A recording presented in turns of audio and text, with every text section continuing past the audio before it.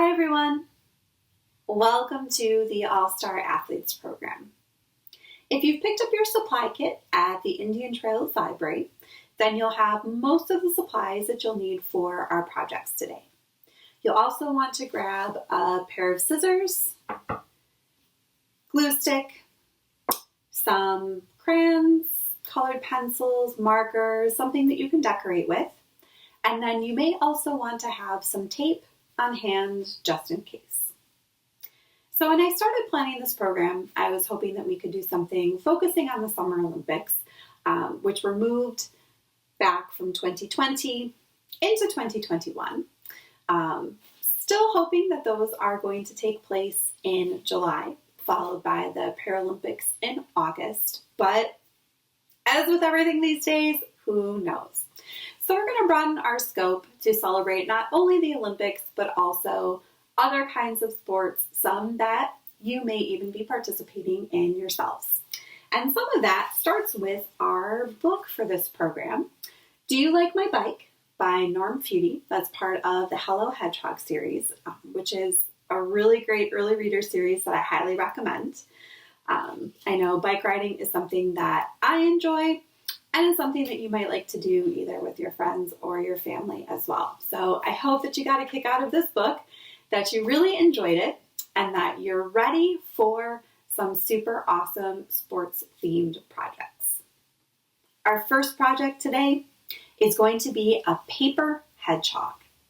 So this is going to be in honor of the main character of the Hello Hedgehog series. And for this one, we're going to need our hedgehog template,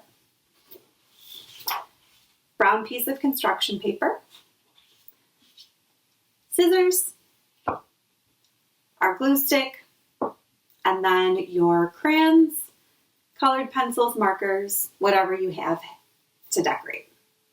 So I've started out my picture by adding my hedgehog's nose and eye. So this is a great first step because this is going to help us define where your hedgehog's face is versus the rest of its body. So I'm going to draw a line curving down from my hedgehog's forehead down to their chest. So that's going to define the face versus the rest of the body. Now, our next step is going to be creating some small pieces of our brown paper that we can glue on to represent a hedgehog's quills. So I'm going to take my scissors and I'm going to start cutting squares of my brown paper. And these are going to be about 1 inch wide. So you can kind of use your finger here between your two knuckles to sort of estimate. Doesn't have to be exact, but this is a really nice size to work with. And then I'm going to cut my strip into a few smaller pieces. And then the way we're going to apply them to our hedgehog template is to fold over about, what would that be, maybe 1/4 of our paper square. So we have a little bit of a tab here, and then we have the rest of the paper. So I'm going to use my glue stick to add a little bit of glue to the tab.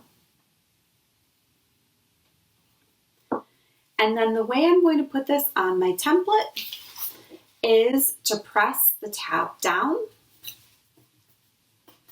so the glue holds fast, and then you can see the rest of my piece of paper can kind of pop up from the background of the template. So we're going to continue to add more pieces of paper to our template. And this is one of those projects where you can get a little bit creative. You can make all of your pieces of brown paper the same size. You can make some of them a little bit bigger, some of them a little bit smaller. You can experiment with having a bigger tab or a smaller tab. And you can also make the decision whether or not you want to color in any part of your hedgehog template, or if you just want to leave your pieces of glued paper to stand in for the quills. All right, so you can keep going and add as many paper quills as you would like. When you get done, you can take the opportunity to add any other decoration that you'd like to your paper hedgehog picture. I think I'm going to take my green crayon and I'm going to add some green at the bottom of my template, showing the grass where my hedgehog is going for a walk on a nice spring day.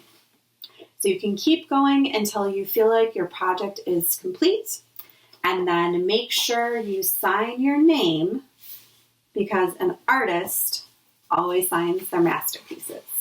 And that is our Hello Hedgehog. Our second project today is also inspired by our book, Do You Like My Bike? And this one is going to be our bicycle picture. So we'll start out with our bicycle template, and then we'll also need our 2 sets of circles. So there's going to be 2 larger black construction paper circles, and then we also have 2 smaller white circles, and then 2 brads. So these are going to be for our wheels. And then you'll probably also want your crayons, markers, colored pencils, again, whatever you have on hand to decorate. So I'm going to suggest taking a few minutes to decorate your bicycle template however you would like.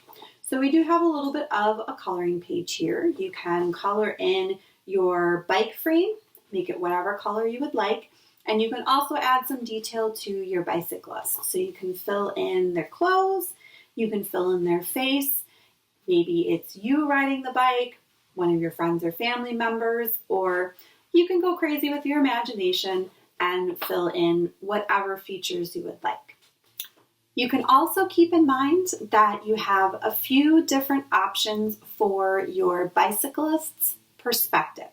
So you can add decoration to your picture like this, make it look as though your bike rider is facing forward in the direction that they're riding, or you can switch it up a little bit and you can decorate your page to show your bike rider looking to the side, which is maybe not the safest idea, but that way you can see their full face. So we'll take a few minutes to do that. Meet back here when we're ready to add on our bicycle wheels. All right, I feel like I'm done decorating my bicycle picture. I've got a teal frame and a helmet to match. I've given my bicyclist some features and an outfit, so we're ready to move on and add the wheels.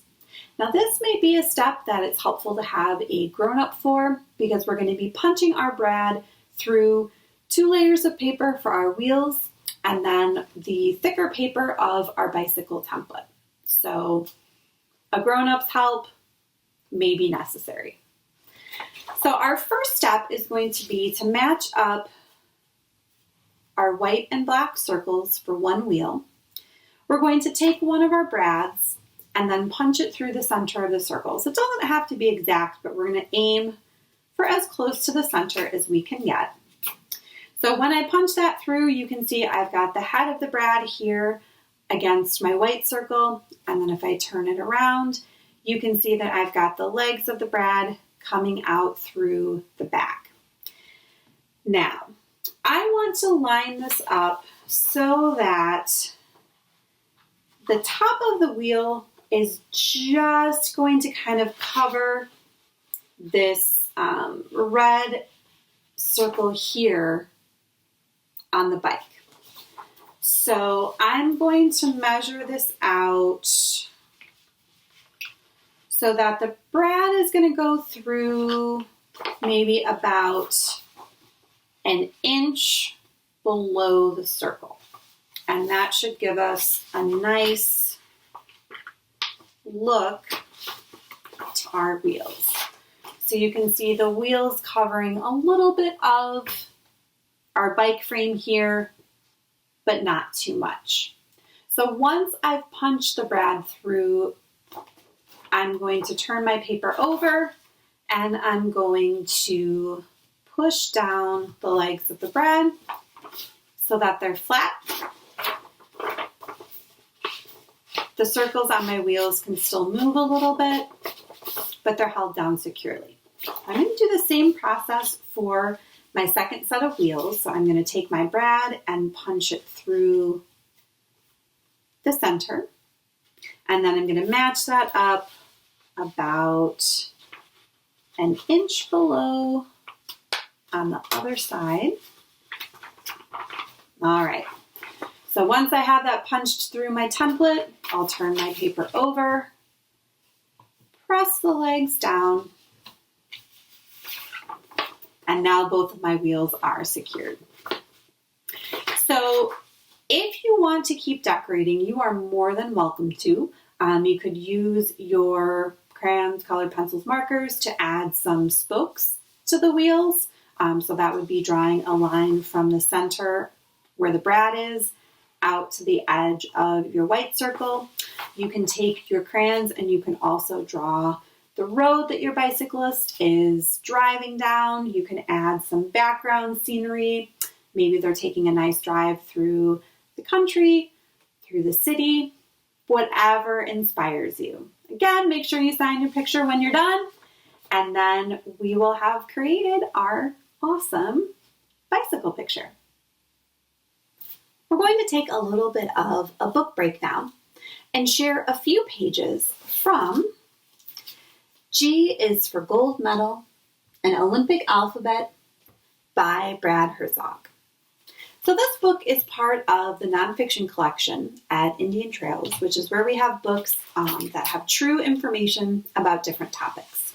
And in the 700s, you'll find books that have more information about the Olympics, as well as a variety of other sports and athletes. So if that's something that you're interested in learning more about, it's a great part of the library's collection to check out.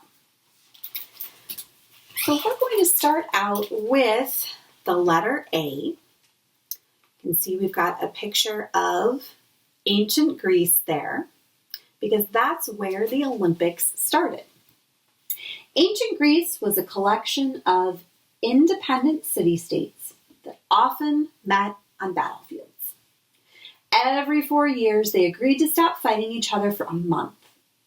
During that time, athletes from those regions traveled to Olympia and competed in the Olympic Games, part of a religious festival honoring Zeus, the king of the gods. The first record of the ancient Olympics dates from 776 BC, and the games survived for at least 1,000 years. That's pretty cool, right? So we're going to turn the page here and find out a little bit more about the modern Olympic Games with the letter B, which is for Baron Pierre de Coubertin from France. And Pierre was very interested in the Olympic Games. He was fascinated by ancient Greece and believed that a modern version of the Olympics would foster peace between nations. Coubertin, who served as president of the International Olympic Committee for 29 years, saw his dream come to life in 1896 in Athens, Greece. So our modern Olympics have been going on for over 100 years, since 1896. Now, something that a lot of people look forward to, besides the fact that all these athletes are coming together and competing in a variety of different sports, and some of them earning medals, is the letter O, standing for the opening ceremony. O is the opening ceremony, an orchestrated celebration of the history and culture found in the host nation. The opening ceremony in the Olympic Stadium has become a spectacle that launches the Olympic Games. O is also for an opportunity, a chance for the nation hosting the event to put on an extravagant and artistic show honoring both its civilization and the Olympic movement. So this year, the country that hopefully will be hosting the Olympic Games will be Japan. Games are set to take place in Tokyo. And so they will have the Parade of Nations, which is always a centerpiece of the ceremony. Athletes from each country proudly march into the stadium, following one of their own who has been chosen as the flag bearer. The athletes representing Greece enter the stadium first and honor the origins of the Olympics, and the remaining countries follow in alphabetical order according to the language of the host country, whose athletes are always the last to arrive. So hopefully we'll be able to watch this on television together. We'll be able to marvel at the creativity of the opening ceremony and celebrate the awesome athletic abilities of all of the people who are going to be participating in the Olympic Games. Fingers crossed. Our next project is an Olympic torch craft. Even though this one only has a few pieces, I think it's actually the most difficult one that we're attempting today. So I would suggest you might want to have a grown-up or another family member on hand to be a second pair of hands to help you out with this one if it gets a little bit tricky. So when you open up the plastic package, you should have a large sheet of yellow tissue paper, a blue cardboard tube, and then a blue foam piece. And if you look at the back of the foam piece, you can see that there are 4 white sticker backs. So each one of those pieces can get peeled away to reveal a sticky piece that we'll use to attach the foam to our craft tube. So the first step is going to be connecting our 2 pieces here. So we're going to overlap one edge of the circle with the other. Took me a minute to figure this out, but it turns out that these 3 tabs are going to go down into the top of the craft tube to hold the foam in place. So we're going to peel off our first sticky back on the side of the circle, and then we'll peel off the sticky backs for our 3 tabs to hold it in place. Ready? All right. So we're going to peel off this long sticker back. We're going to hold up our foam against our cardboard tube, and you can see that the foam piece is bigger than the cardboard tube. So we know that our 2 pieces are going to have to overlap. Do you remember which one is the sticky part? All right. So we're going to hold our foam against the cardboard tube and then overlap our 2 pieces of foam, pressing down. I went a little too far. There we go. All right, pressing down so that they overlap. So you can see that we've given our cardboard tube kind of like a little collar or a little skirt, right? Our next step is going to be to scooch the foam piece up so that the edge inside here matches up to the edge of our cardboard tube, because each one of these little flaps is going to fold over inside to hold this in place. All right? So we are going to peel off one sticky back at a time from our tabs. All right, so I told you this was tough, right? Okay, so there we go. Okay, so I've got this one peeled off here. So now I'm going to match this up with the edge of my cardboard tube. So I folded it down so that the sticky part went inside the tube to hold that in place. So I'm going to repeat that with my other 2 tabs, peeling off the sticky back. Luckily that one was a lot easier. And then folding the tab inside my cardboard tube. You can see I've got one more left. So I'm going to peel off the sticky back, fold down the tab. All right. So now if you take a look inside, you can see that all 3 tabs are stuck down. I've got my 2 edges joined here. So I've completed the base of my torch. Our next steps are going to be to use our tissue paper to create the flame for our Olympic torch. As I said, it might be helpful to have a second pair of hands. You may also want to have your glue stick or possibly some tape on hand as well, because that might help get your flame into the right shape and connect it to your torch handle. So we are going to unfold our square of tissue paper. You can see we've got two different layers here, right? So that it's one rectangle over the other. So I've unfolded it to the point that it's just these two sections, right? And then I'm going to find the middle of my tissue paper and I'm going to pull that up so it's hanging down from that center piece. And then I'm going to shake it a few times. All right, so now my flame is starting to come into shape.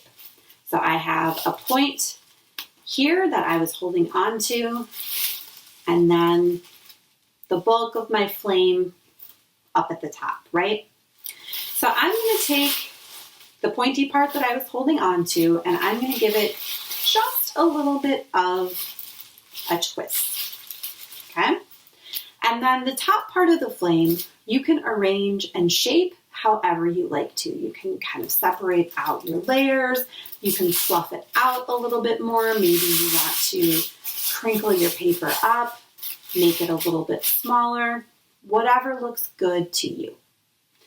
Now, we are going to attach our flame to our torch handle. So we're going to take this tip and then we are going to put it into our handle. We're going to push it down until our tissue paper feels secure. All right, now if you're just going to use your Olympic torch craft as a beautiful decoration, you're probably okay to stop here.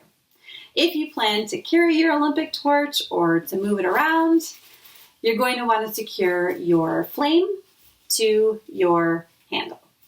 So my suggestion is going to be grab some tape if you have it, and we're going to cut off a piece of tape, be about 2 inches in length. I'm going to pull my tissue paper back out of my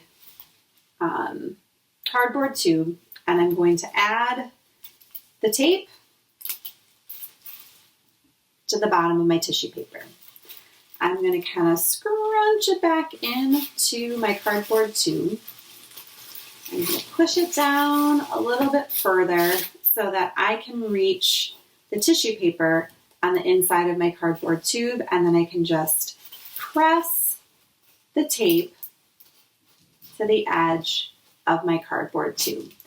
So that's not going to hold it in place if you get really crazy with your torch, but it at least will keep your tissue paper from falling out of the handle if you do decide to bury your torch. All right, now you might be wondering, Miss Katie, we talked a little bit about the Olympics and the opening ceremony. How does this torch fit into any of that? So I'm going to reopen my book, G is for Gold Medal, and I'm going to turn to the letter J, which is for Joyous Journey. So you can see there's a picture of an actual Olympic torch. So the torch relay is one of the most inspiring elements of any Olympic Games. The Olympic flame is lit in ancient Olympia, Greece, and then carried in specifically designed torches across the globe by thousands of different torchbearers and relays.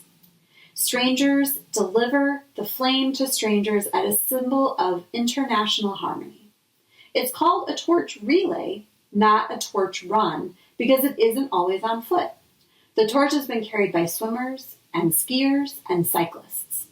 It's traveled by train, airplane, helicopter, horseback, camel, car, canoe, sailboat, steamboat, snowmobile, and even a reindeer-pulled sled.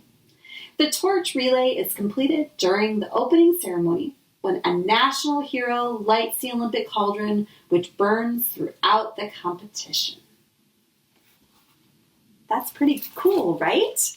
So by the time the Olympic torch makes it into the stadium to light that cauldron as part of the open ceremony, it's traveled hundreds, if not thousands of miles all across the globe in the hands of all different kinds of people from many different cities and countries. So the Olympic torch is one of the most recognizable symbols of the Olympics, and now you have your very own, I don't know, maybe for your own relay? I guess you'll have to see. So I hope that you had fun making this craft and learning a little bit more about the Olympic torch, and we've got one more project to finish together today. I feel like we saved the cutest project for last today. We are going to wrap up by making an athlete magnet. So before we do anything else with our pieces, I want you to find your white sticker rectangle and the black magnet piece. I want you to set those to the side somewhere safe. We're going to use those as the very last step, and I want you to be able to find them once we're done with all of the other pieces. All right. So for our athlete magnet, there are 3 different possible athletes that you could make: a lion, a bear, and an alligator. So each one has the same basic process. We're going to find our body template. That's going to be our base. And then we're going to layer our other stickers on top of it. So for my lion here, I can see that the mane and the lion's head both have a sticker back on them. So all I need to do is peel off the backing, and then that's going to reveal the adhesive piece so that I can stick that on. So there is a paper that came with your craft that's going to show you what it should look like when it's assembled. So if you're not quite sure how to layer the different pieces on top of each other, you can use that as a reference, or you can get creative and do it however you want to. So I'm going to add my lion face on here. And then I have a couple of stickers for my athlete's outfit. So this is the uniform that they're going to wear when they're competing. So I'll give my athlete a top and some shoes, which I'm excited about because they're red, which is one of my favorite colors. All right, and then I have one last set of stickers that's going to be for decoration. So there is a little star sticker that I can use to decorate my athlete's uniform if I want to. And then there's also a small sticker here. This is my cat Fiona. She apparently wanted to come and say hi for our last craft. Hi, Fiona. Okay, thank you. All right, so our last piece, it almost looks a little bit like a banana shape. And if we punch that out of the foam, we are going to add that as our athlete's sweatband, which sometimes people will wear across their foreheads so that their sweat doesn't drip down into their eyes. So I'm going to put that on here. Just goes this way. All right. My athlete is ready for our final step, which you remember was putting on our magnet. All right, so this is the sticky piece that we're going to use to adhere the magnet onto the back of our athlete. So I'm going to peel off one side of the sticky back, and I'm going to line that up with my magnet piece. Okay. I'm going to peel off the second sticky back, and then I'm going to put that onto my athlete. It's kind of up to you how you want to put the magnet on. It can go up and down like my example. It can go across. Just make sure that it's very strongly adhered to your athlete, and then you have a magnet that you can use for decoration and an athlete that you can cheer on as they compete. Well, thank you so much for joining me today for our All-Star Athletes program. I hope that you had a lot of fun with our featured book, Do You Like My Bike? As well as learning a little bit about the Olympics and, of course, making some awesome athlete-themed crafts. We do have our Kids Zone email address printed on the back of the handout here. So if you have any questions about today's projects, or if you'd like to find out more about sports books from the library collection, please get in touch. And of course, you know that I always love to get program feedback and program photos. It's so much fun to see the creative and fantastic ways that you complete our projects. So thank you for sharing from past programs, and I hope that you'll share from today's programs as well. I do want to quickly put in a plug for our upcoming Summer Library Adventure that's going to start on June 1st. Registration is available online through our Beanstack software, or in person at the library, or by phone, whatever's the easiest. We've got challenges for all ages, and you can win some awesome prizes at the end of Summer Library Adventure. So definitely check that out. And then our newsletter for June, July, August also has information about our upcoming summer programs. We do have 2 more Cave 2 programs coming up. We've got one on June 15th called The Parrot in the Painting. That's going to feature a very famous artist, but you'll have to read the book to find out which one. And then we also have one coming up on July 20th called We Love Science. That's going to feature a STEM-themed book. And both of those are going to tie back to Curiosity Colors Our World, which is our Summer Library Adventure theme this year. So thank you again for joining me today. I hope that you'll come back and join me for those 2 upcoming programs. Stop by the Kids Desk and say hi, and I hope that you have a wonderful rest of your day. Bye, everyone. Take care.